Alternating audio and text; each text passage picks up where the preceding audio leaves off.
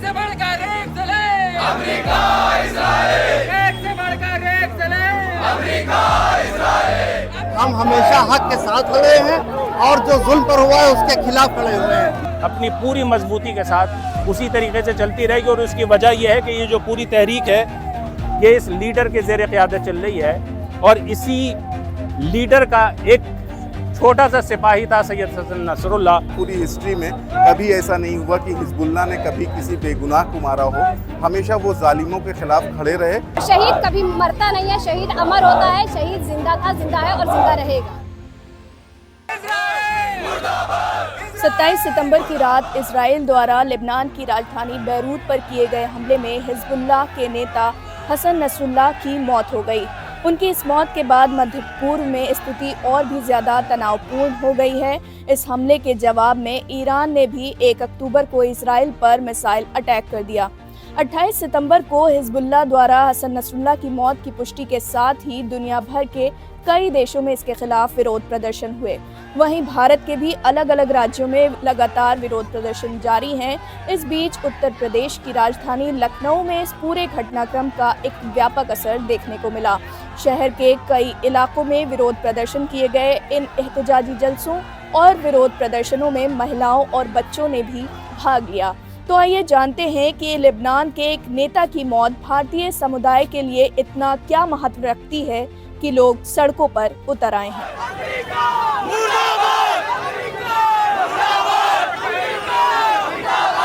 सबसे बड़ी बात यह है कि हमारा देश भारत वो देश रहा है कि जिसने रंग भेद के खिलाफ लड़ने वाले नेल्सन मंडेला को भारत रत्न दिया है। हम हमेशा हक के साथ खड़े हैं और जो जुल्म पर हुआ है उसके खिलाफ खड़े हुए हैं। एक एहतजाज हमारा है जो हम शहीद नसरुल्लाह साहब के लिए इकट्ठा हुए हैं। और शहीद कभी मरता नहीं है, शहीद अमर होता है। शहीद जिंदा था, जिंदा है और जिंदा रहेगा। बिल्कुल ये तहरीक जो है अपनी पूरी मजबूती के साथ उसी तरीके से चलती रहेगी और उसकी वजह यह है कि ये जो पूरी तहरीक है ये इस लीडर के ज़ेर क़यादत चल रही है और इसी लीडर का एक छोटा सा सिपाही था सैयद हसन नसरुल्लाह। आपको पता होना चाहिए कि अगर हुसैनियत जिंदा से पहले जिस तरह से आप देखते हैं कि हुसैन के मानने वाले जुल्म के खिलाफ खड़े होते हैं और ये जुल्म के खिलाफ खड़े होने वाली बात थी। जिस तरह से हम सब इकट्ठा यहाँ पर हमारे घरों की ख़वातीन, हमारे नौजवान, हमारी बहनें यहाँ पे खड़ी हैं, एक मजलूम के साथ खड़ी हैं। और हम एक ऐसी कौम है जो कि हम मजलूमों के साथ खड़े होने वाले लोग हैं। पूरी हिस्ट्री में कभी ऐसा नहीं हुआ कि हिजबुल्लाह ने कभी किसी बेगुनाह को मारा हो। हमेशा वो जालिमों के खिलाफ खड़े रहे और हमेशा हुसैनी जहाँ पे भी होंगे, चाहे वो हिंदुस्तान में हो, चाहे इस पूरे वर्ल्ड में कहीं पे भी हुसैनी पाए जाएंगे तो वो जुल्म के खिलाफ। तो इस तरह से जिस तरीके से जुल्म किया गया है इजराइल के ज़रिए और एक ऐसे कमांडर को शहीद किया गया है, तो हुसैनी जो भी है तो ये हमारा फरीज़ा बनता है कि जहाँ भी हुसैनी हैं उसके खिलाफ खड़े हों। लखनऊ में जारी इन प्रदर्शनों को लेकर शिया धर्मगुरु हसनैन बाकरी ने न्यूज़ लॉन्ड्री से बात की। ये एक ज़ाहिर सी बात है, फितरत है इंसान की। चूँकि एक बड़ी तादाद जिसको हकीकत हाल का इल्म नहीं है, सही बात नहीं मालूम, लिहाजा वो लोग या तो मुखालिफत करें या खामोश है। लेकिन जिन लोगों को मालूम है, जो लोग हकीकत जानते हैं, एक फ़ितरत है कि जब इंसान को सही बात मालूम हो और जहाँ पर वाक़ईन कोई मज़लूम वाक़ हो तो उसके लिए उठता है। हसन नसरुल्लाह जैसे लोग हैं जिन्होंने वाक़ईन जुल्म के ख़िलाफ़ आवाज़ उठाई है, जुल्म के ख़िलाफ़ लड़े हैं। इन लोगों ने जुल्म का मुकाबला किया है। इन्होंने वाक़ईन अपने इलाके ही नहीं बल्कि दुनिया से जुल्म के ख़ात्मे की कोशिश की है। ये यकीन रहे कि इसराइल को अगर हिजबुल्लाह ने लबनान के अंदर और फ़िलिस्तीन के अंदर ना मुकाबला करके रोका होता तो इस वक्त इसराइल का जुल्म दुनिया के दीगर मुल्कों में पहुँच चुका होता। अब एक इंसान जब इंसानियत के लिए उठता है और क़ुरबानियाँ देता है, बिला तशबीह इस वक्त दुनिया के दिलों में, दुनिया वालों के दिलों में इमाम हुसैन के हवाले से एक जज्बा है। वहाँ मज़हब की क़ैद नहीं है, मसलक की क़ैद नहीं, मुल्कों की क़ैद नहीं है। इसलिए कि हुसैन इब्न अली ने इंसानियत के लिए क़ुरबानियाँ दी थी, मज़लूम थे और जुल्म के ख़िलाफ़ खड़े हुए थे, शहादत का जाम पिया था, जिसका एक असर है। आज भी लोग इमाम हुसैन से वाबस्ता हैं उनके सिलसिले में।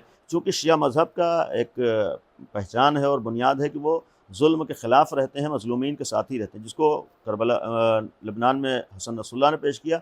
और यहाँ पर भी हमारे यहाँ मुसलमानों को अगर मालूम हो, ऐसा नहीं ये गलत फ़हमी है कि सिर्फ शिया हैं, नहीं, बहुत से अहले सुन्नत दुनिया में इस वक्त हसन नसरुल्लाह के साथ हैं, उनके इस मज़लूमियत के सिलसिले में आवाज़ उठा रहे हैं, इखराज अक़ीदत पेश। आज कितने हज़ारों बच्चे कत्ल किए गए।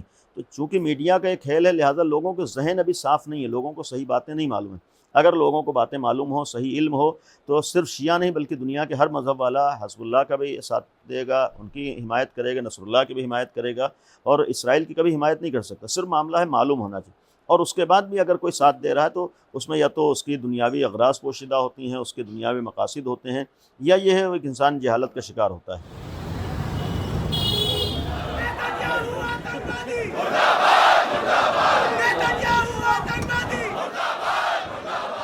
64 वर्षीय हसन नसरुल्लाह सन 1992 से हिजबुल्लाह का नेतृत्व कर रहे थे।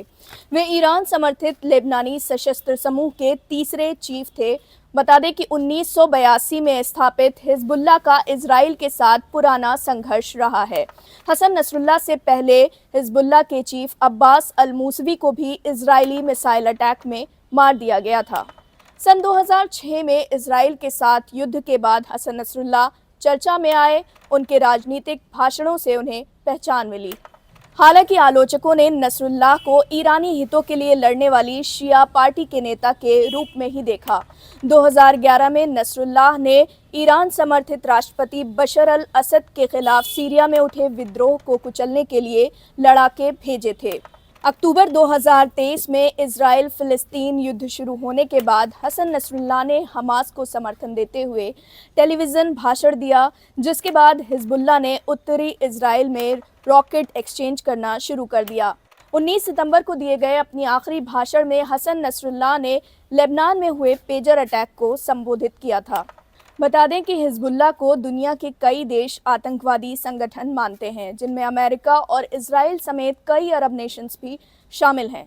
गौरतलब है कि भारत ने अभी तक हिजबुल्लाह को औपचारिक रूप से आतंकवादी संगठन नमोदिष्ट नहीं किया है, लेकिन भारतीय मुख्यधारा के मीडिया ने हिजबुल्लाह को आतंकवादी संगठन घोषित कर दिया है।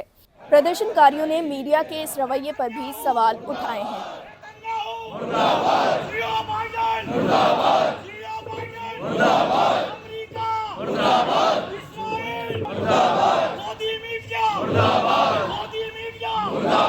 ये चेहरा वो चेहरा नहीं है जो इंडियन मीडिया जिस तरीके से उसको प्रेजेंट कर रहा है। ये चेहरा एक ऐसा चेहरा है जिसको सब अपना आइडियल मानते थे और एक रोल मॉडल के तौर पे उसको देखते थे। एक बहुत ही अहम मसला ये है कि जब इतने अजीम इंसान को ऐसे गलत लक़ब से, ऐसे गलत लफ्ज़ों से याद किया जाए, अभी किसी भी मुल्क में और किसी भी सरजमीन पर अगर कोई आज़ादी के लिए कदम उठाता है तो उसको एहतराम से देखा जाता है। हम सिर्फ अपने मुल्क के आज़ादी के लीडरों को एहतराम से नहीं देखते, दूसरे मुल्कों के भी आज़ादी के लीडरों जैसे नेल्सन मंडेला को, फिडेल कास्ट्रो को और भी दूसरे मुल्कों में जिन लोगों ने आज़ादी की जंग लड़ी उनको एहतराम से देखते हैं।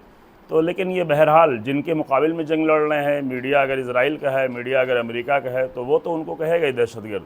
लेकिन अफसोस इस बात का है कि हमारे मुल्क का भी ये मीडिया, जिसको हमने ख़ुद कहा ये दहशतगर्द मीडिया, चूँकि हमारे मुल्क में बहुत सारी दहशतगर्दी की हुई है। हमारे मुल्क में कई सालों से इस मीडिया ने पूरे मुल्क में दहशत और नफ़रत फैला रखी है।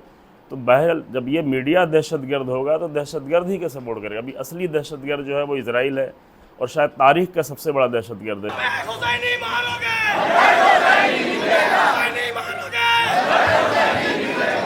ये सिर्फ लेबनान के नेता नहीं थे, ये एक फ़िक्र के लीडर थे, एक तहरीक के लीडर थे। वो तहरीक जो इस वक्त दुनिया के सबसे बड़े दहशतगर्द नेटवर्क के ख़िलाफ़ जारी है। 7 अक्टूबर 2023 को हमास द्वारा इजराइल पर किए गए हमले के बाद से जारी इस जंग को लगभग 1 साल होने को है।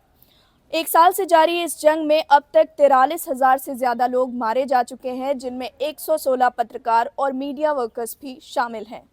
ऑक्सफैम की एक रिपोर्ट के अनुसार पिछले 2 दशकों में इजराइल द्वारा गाज़ा में किए गए इस हमले के बाद मारे गए महिलाओं और बच्चों की संख्या सबसे ज़्यादा है। ये जंग अब युद्ध के मैदान से आगे बढ़ चुकी है। अपने समय की इस सबसे बड़ी घटना को कवर करने के लिए न्यूज़ लॉन्ड्री की टीम ग्राउंड ज़ीरो पर मौजूद है और लेकर आ रही है एक ऐसी कहानी जो भारतीय मीडिया में लगभग अदृश्य है। इस संघर्ष से जुड़े हर पहलू को कवर करने के लिए आप हमारी मदद करें। बिना प्रायोजकों और बिना विज्ञापनों के केवल आप ही इसे संभव बना सकते हैं। इसलिए न्यूज़ लॉन्ड्री को अपना समर्थन देते रहें। शुक्रिया। आपको उन मीडिया संस्थानों को समर्थन देना होगा जो सरकारी विज्ञापनों पर निर्भर नहीं है। न्यूज़ लॉन्ड्री ऐसा ही मीडिया प्लेटफॉर्म है। हम किसी से विज्ञापन नहीं लेते। न्यूज़ लॉन्ड्री को सब्सक्राइब करने के लिए newslaundry.com/subscription पर जाएं और अपने मन मुताबिक राशि चुनें। न्यूज़ लॉन्ड्री को सब्सक्राइब करें और गर्व से कहें, मेरे खर्च पर आज़ाद हैं खबरें।